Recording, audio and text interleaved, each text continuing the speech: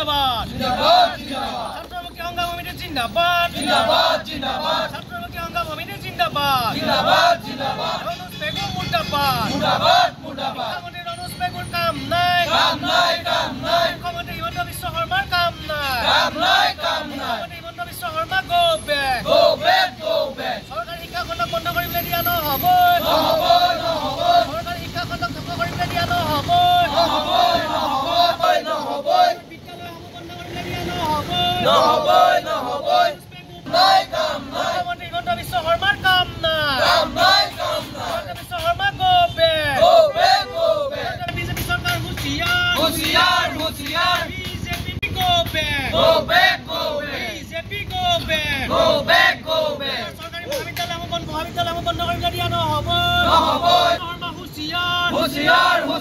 ৰনুজ পেগু হুঁশিয়াৰ পেগুৰ কাম নাই সৰকাৰি মুখ্যমন্ত্ৰী হিমন্ত বিশ্ব শৰ্মাৰ কাম নাই ৰনুজ পেগু গো ব্যাক শিক্ষা খণ্ড বিক্ৰি কৰিব বিচৰা ৰনুজ পেগুৰ কাম নাই বেপাৰী ৰনুজ পেগু গো ব্যাক হিমন্ত বিশ্ব শৰ্মাৰ কাম নাই সৰকাৰি শিক্ষা খণ্ড বন্ধ কৰিবলৈ দিয়া নহ'ব সৰকাৰি মহাবিদ্যালয়সমূহ একত্ৰীকৰণৰ নামত সৰকাৰি মহাবিদ্যালয়সমূহ বন্ধ কৰিবলৈ দিয়া নহ'ব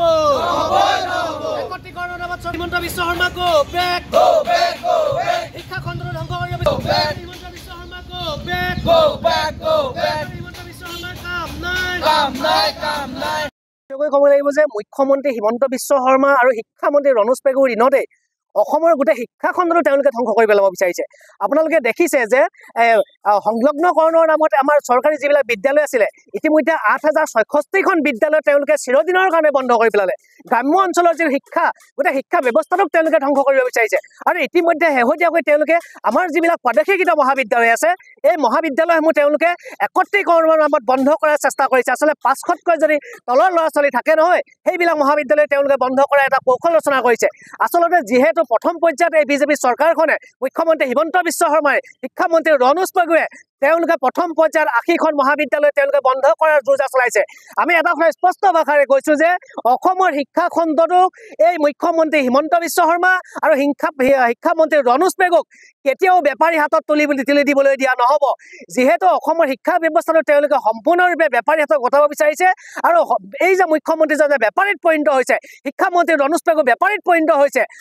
শিক্ষামন্ত্ৰী নামৰ যে এজন ব্যক্তি আছে ৰনুজ পেগু নামৰ যে এজন ব্যক্তি আছে তেওঁ আচলতে কোনো কামেই নাই কোনো অৰ্থ নাই সকলো বিভাগ মুখ্যমন্ত্ৰী হিমন্ত বিশ্ব শৰ্মাই চলাই আছে আৰু মুখ্যমন্ত্ৰী হিমন্ত বিশ্ব শৰ্মাই পকেটত টকা ঘটিবৰ বাবে চৰকাৰখন চলাবৰ বাবে হিতাধিকাৰী সৃষ্টি কৰি এই বিজেপি চৰকাৰখন চিৰযুগমীয়া কৰিবৰ বাবে এই আমাৰ শিক্ষা খণ্ডটো তেওঁলোকে ব্যক্তিগতকৰণ কৰি পেলাই বেপাৰী হাতত তুলি দিবলৈ বিচাৰিছে আমি ছাত্ৰ মুক্তি সংগ্ৰাম সমিতি আৰু কৃষক মুক্তি সংগ্ৰাম সমিতিয়ে যেতিয়ালৈকে এজন সদস্য জীয়াই থাকিব মুখ্যমন্ত্ৰী হিমন্ত বিশ্ব শৰ্মা আৰু ৰনুজ পেগুৰ এই যি কৌশল মহাবিদ্যালয়সমূহ বন্ধ কৰাৰ যি কৌশল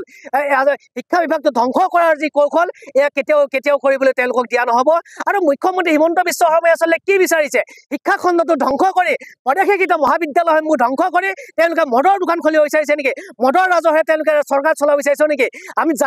ভাবিবলৈ বাধ্য হৈছো যে তেওঁলোকে শিক্ষা ব্যৱস্থাটো ধ্বংস কৰি তেওঁলোকে মদৰ দোকান খোলাৰ যি কৌশল ৰচনা কৰিছে আৰু আমি কৃষক মুক্তি সংগ্ৰাম সমিতি আৰু ছাত্ৰ মুক্তি সংগ্ৰাম সমিতিয়ে এয়া কেতিয়াও হ'বলৈ নিদিওঁ আমি জীয়াই আছো শেষৰজন ছাত্ৰ মুক্তি সদস্য শেষৰজন কৃষক মুক্তি সদস্য থকালৈকে প্ৰাদেশিক এই মহাবিদ্যালয়সমূহ কিন্তু বন্ধ কৰিবলৈ দিয়া নহ'ব আমি আজি এই প্ৰতিবাদী কাৰ্যসূচীৰ জৰিয়তে মুখ্যমন্ত্ৰী হিমন্ত বিশ্ব শৰ্মা ডাঙৰীয়ালৈ আমি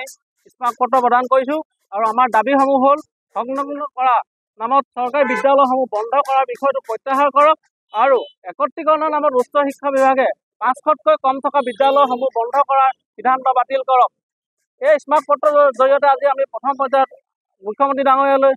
প্ৰেৰণ কৰিছোঁ ইয়াৰ পাছতো যদি এই সিদ্ধান্ত চৰকাৰে কোনো কাৰণতে মানি নলয়